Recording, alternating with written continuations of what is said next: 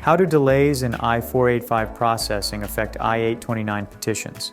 Delays in the processing of Form I-485, application to register permanent residence or adjust status, can result in a corresponding delay in an EB-5 investor filing Form I-829, petition by investor to remove conditions on permanent residence status.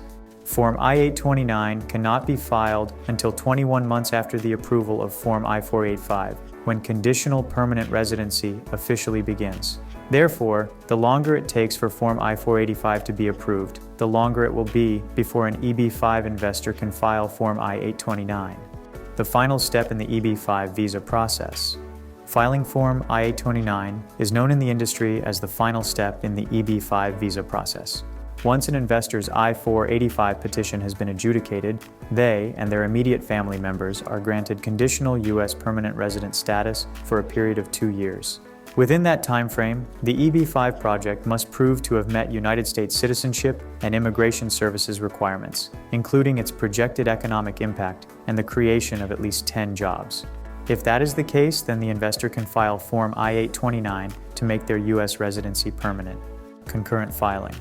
As part of the EB-5 Reform and Integrity Act, which was signed into law in March 2022, EB-5 investors can now file their Form I-526E and I-485 at the same time. Previously, investors would have to wait for Form I-526 to be adjudicated before they could file Form I-485, which would make the process much longer.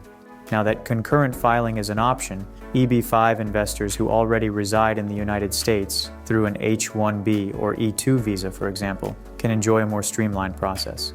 The EB-5 visa process can be complicated and sometimes overwhelming.